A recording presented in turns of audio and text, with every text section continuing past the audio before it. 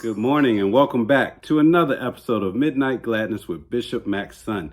I'm Aaron McNair, your usual host, and I apologize for the delay. I know we've been off for a couple of weeks, took some time off and gather our thoughts, but I'm back to share hopefully a positive message, inspirational message, anything that will get us through the day, through the week, or some reflections. You know how we do, people. So thank you for joining in. If you continue to support us, and I'm sorry that we've been gone away. I got a couple of texts and some emails saying, "Hey, you done with Midnight Gladness?" Nope, not done. We just took a little break, but I'm back. So this week's, before we even get into that, happy Father's Day to all the fathers out there. Happy Father's Day to myself. But anyway, to all those fathers, the uncles, the grandfathers, the big brothers, even some women, whoever's taking that role of a father, happy Father's Day to you out there. Hope you have a great weekend, a great day. Hope you're celebrated the way you deserve to be celebrated. We all know Mother's Day gets all the press and the hype and the attention, but fathers are important.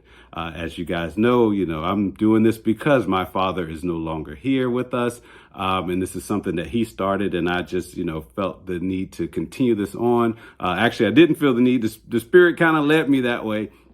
And then with a lot of encouragement and talking to a lot of friends and family out there, we just decided to keep this going. So we're almost, a year and a half in. So let's jump on into it. This week's title is You're Going to Make It. You are going to make it. I say you're going to make it because, sometimes I talk in Ebonics and sometimes I speak the King's language. It just depends on how I feel that day or in that moment. But anyway, you're going to make it. And the song we just played is Awesome God by Brian Courtney Wilson. And for those who know me, know the history, know the story, with it being Father's Day weekend, you know why I picked that song. For those who don't, just to kind of give you some background or the why behind the what, some context behind it. That song is actually a song my dad, he did sort of a mime routine through that song. Wow, I can't even remember how many years ago, but it was a while ago at one of our family reunions. And it's just a song that he really liked, the song that I really like as well. And this is also the song that was playing as he was transitioning on to glory. We had that song playing when we were in the hospital and as he was transitioning. So it's a special song to us. It's Father's Day weekend, Father's Day. So I figured, hey, let's just use that song. So it's the song that always gets me when I hear it. So luckily, I just played the intro and I can go ahead and talk to you without breaking down. So you're gonna make it. Why did I choose that title? So for those who follow me on Facebook, Instagram, whatever it is, you guys know about the trip that my dad and I took back in 2022 to the NBA Finals. Trying to get to the NBA Finals, the whole debacle. If you don't know, do some research, go back on either my page, go back on some of these Midnight Gladness. I think I talked about it last year in the beginning. But anyway, so this year I decided, hey, Boston made it to the NBA Finals. I'm going to catch a game. Now, I couldn't catch the first two games in Boston because of other things that, I had going on. Matter of fact, I was on vacation at I think, the first two games. But they had a game in Dallas, game 3, and I went to that. And if you follow me on Facebook, you know that I was there. But let me talk about that trip a little bit. So the trip, it was just myself. I went solo. A lot of people are like, you're not taking your son with you, friends, your wife, family. Nope. This was a solo trip, something that I just wanted to do by myself because of the fact that it was something that my dad and I were doing together. And I just felt I wanted to go alone. But throughout that trip, it was a very emotional trip, highs and lows. And for some who know me and those who don't, I'm very open, very transparent about my feelings, whatever the case may be. And as I was flying there, I was like, okay, phase 1 is complete. Like I'm on the plane and we're actually in the air, where we never got to make it to that point of our trip in 2022. So I was pleased with that. And then as I was landing in Dallas, I got a little emotional thinking like, wow, okay, so I'm here, but I'm by myself. My dad's not here, and how you say, yeah, they're here in spirit, in your heart, in your mind, all that. Yes, all that is true, but physically he wasn't there. And I'm going to see his team. For those that know, I'm a Laker fan. So I get to Dallas, check into my room, grab something to eat, things like that. But it was all just a reflective trip, just thinking about, and in every moment I was thinking like, wow, me and my dad could have been doing this, or me and my dad could have been doing this, or whatever the case may be. And it was just, a lot of talking to yourself, a lot of praying, a lot of reflection throughout the trip. And again, it was a very emotional day, 2 days, however long I was gone, ups and downs. And a friend actually asked me how was the trip, and I kind of categorized it as it was cathartic and idyllic. Cathartic in a from a sense that it was therapeutic for me. Sort of, I don't know if I call it closure, but sort of something saying, all right, we accomplished this, Dad. Even though it was me by myself, I felt that he was with me throughout this whole time. And let me just back up a little bit and tell you how, things will just kind of catch your attention. So that morning before I even got to the airport, I had my alarm set, I think for like 4:45. I had an early morning flight. But I woke up at exactly 4:18, which was my dad's birthday. No alarm clock, because again, the alarm was set for 4:45. I woke up early, opened my eyes. It was 4:18. I was like, wow, that's interesting, knowing that I'm leaving on this trip.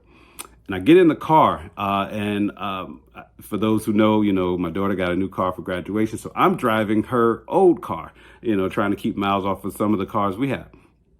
The mileage on the car was 181818. I lied to you now. I took a picture of it. I sent it to our family, the family chats, and, just kind of saying, all right, Willie or Bishop, whatever you want to call him, is on this trip with us. So again, 181818. His birthday is 4:18, the time that I woke up.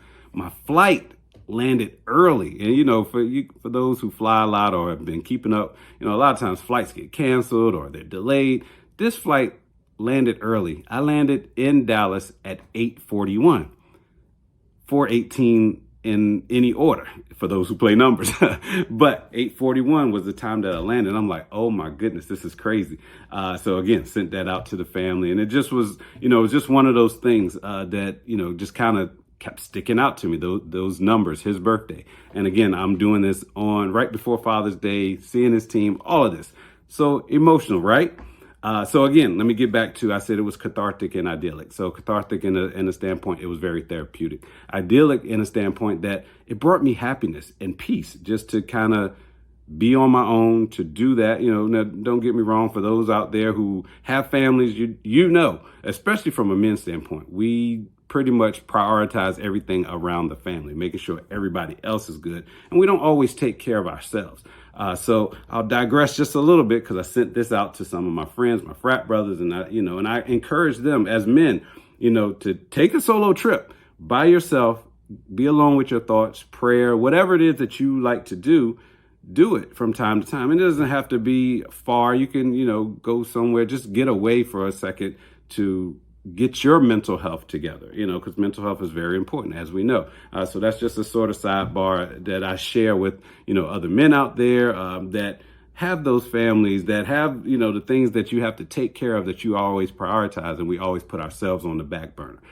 So again, I digress a little bit. I haven't even gotten into what I'm supposed to be talking to you guys about, but wanted to just give some history. We've been gone for 2 weeks. So yes, this may be a little longer than 10 minutes or 15 minutes like I normally do. So again, take some time to yourself, and I'm going to talk about that from a biblical standpoint to be able to kind of tie that in. So again, very emotional. So I'm at the game, the Dallas game, Dallas-Boston, for those who follow sports or the NBA. This is the basketball for those who don't follow sports. This is the NBA Finals, and you play the best 4 out of 7. This was game 3. It was in Dallas, the Dallas Mavericks versus the Boston Celtics. Celtics being my pop's favorite team. So I wore a Celtics jersey and everything. And for those sports fans out there who knows I'm a Laker fan, that was just killing me just to wear a Celtics jersey. But I did it for love and not out of, respect for Boston, even though they won. So again, I'm at the game, and the team, when they hit the floor, I got emotional again, like kind of teary-eyed, where I was like, oh, wow, the team hits the floor, and I look around. Of course, my dad's not beside me. What was even weird about that part, my entire row, and for those who follow me, you saw how close I was. That entire row was empty when the teams came out on the floor. Now, it filled up a little later, but at that time when I had my alone moment, my personal breakdown, if you will, nobody was, it was literally me. I videoed that and sent it to the family. Like, this is crazy. I'm by myself. Nobody's on my row. And probably a good thing because they probably thought I was crazy just crying for basketball teams coming out on the floor. But anyway, again, very emotional. And, I've been open and transparent about all of this within these episodes. So let's jump into the reason that you're going to make it. One of the things that I was thinking about when my dad first passed and, all the emotions that hit you. And I remember asking myself, what am I going to do now? Like, how can I make it? And again, strong believer, been raised in a church. I believe in God and all of that. But I still question, what was it that I was going to do that my father was no longer around? And, for those who know me, I'm very independent.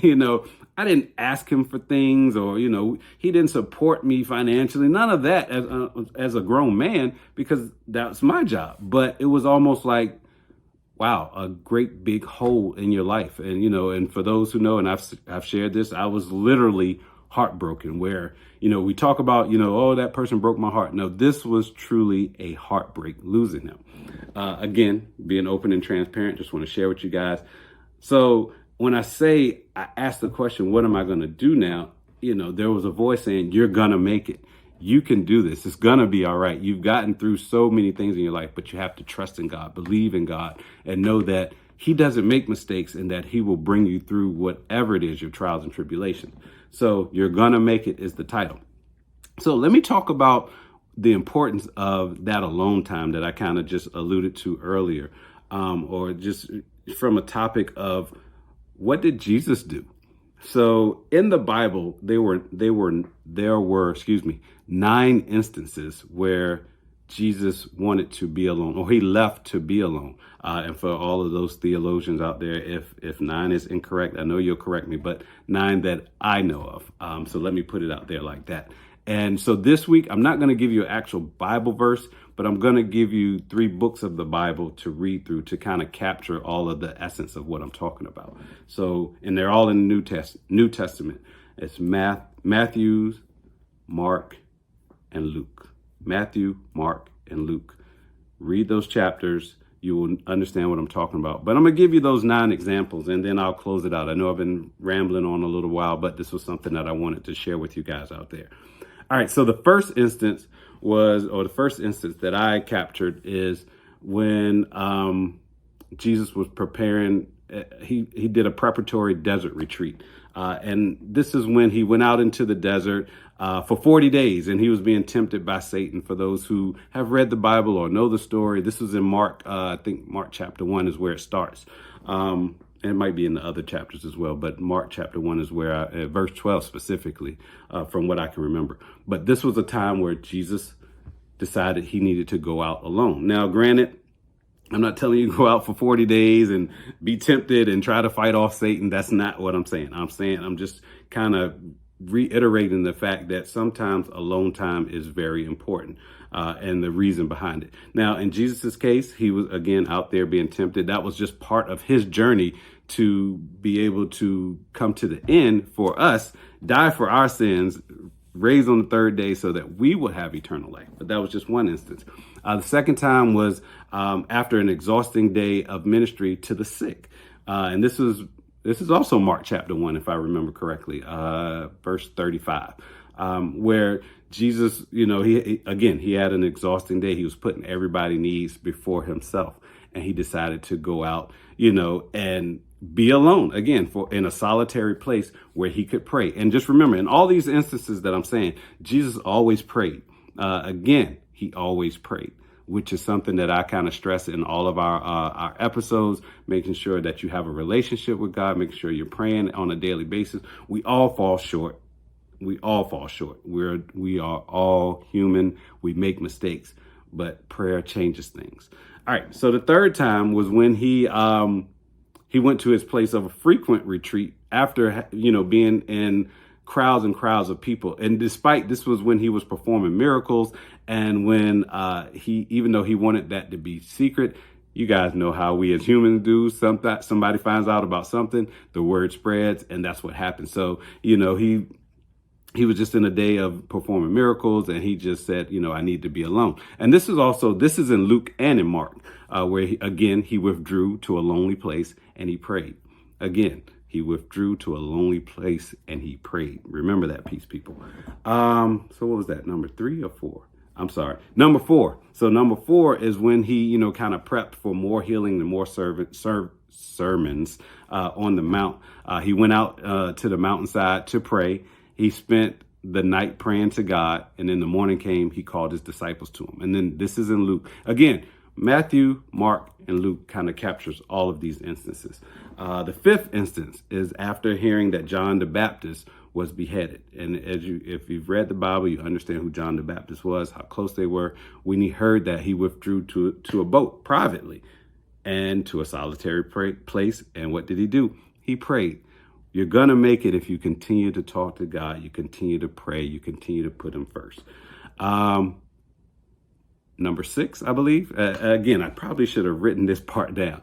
And my apologies if I'm all over the place. Hopefully you're following. Number 6 was after the disciples returned and before he fed the 5,000 people, because so many people were coming, coming and going, they did not even get a chance to eat themselves. So he said to the disciples, come with me by yourselves to a quiet place, get some rest. And that's what they did. And that's when they went away on the boat themselves to a solitary place. Number 7 was after he fed the 5,000 and before Peter walked to him on water, he again went off to himself to the mountainside to pray. And that's what, if for those who are following, if you're understanding what I'm saying, sometimes that alone time and that prayer with God, is necessary. And again, this is not my typical episode. I know I've gone a lot longer but I got 2 more and then we'll close out from there. Number 8 was after healing many and before feeding the 4,000. Again, Jesus retreated alone. And again, I kind of emphasize that because it's Father's Day. I'm talking to men out there. Hopefully some men are following me and understanding that the fact that we're doing what we need to do on a daily basis for our families, hopefully for ourselves, but sometimes that mental break is needed, and then hopefully you come back refreshed and recharged, which is another thing I need to put out there. That's actually how I felt. And I was only gone 2 days. I left that Wednesday, which was the day of the game, and I came back that Thursday evening. But Friday, I felt refreshed. I was recharged. I probably shouldn't have went to work. That was one mistake I made. I should have took that day off as well because it was Friday. But anyway, that's neither here nor there. And where were we? Number 8. So the last one, number 9, was when he was really initiating and agonizing over the end as to what was about to take place. That was when he went to the Garden of Gethsemane and he said to the disciples, sit here while I pray, meaning he left because this was the time where Jesus was really questioning, is this something I'm really supposed to be doing? And that's putting it into Aaron's terms. You read the Bible, you'll understand that even Jesus had doubts about, was there any other way to have us, his children, or grant us eternal life? And he obviously followed the path that was laid out before him, but he too, at that point, was vulnerable. Which hopefully you guys will see my vulnerability in this episode and in any other episode when I'm being honest and open about whatever it is that we're talking about. So I gave you 9 examples of Jesus retreating. I gave you an example of me retreating, but I also wanted to just encourage those out there who think they can't make it. If I can make it, you can make it. Look around you. It's not impossible. If you continue to put God first, continue to pray, continue to keep God at the forefront of your life, everything will work out. And I truly believe that everything happens for a reason. And, again, we can't lean to our own understanding because if we tried to understand it, it would blow our minds. So hopefully you enjoyed this episode. Hopefully I've given you some sort of nugget. I know I kind of talked a little bit, rambled on about my trip and things like that, but it's just something I wanted to share. We are back, hopefully, and I pray that you guys will join us again next week on Midnight Gladness with Bishop Max Son. Until then, happy Father's Day again to all the fathers out there. I love you. I love you. I love you.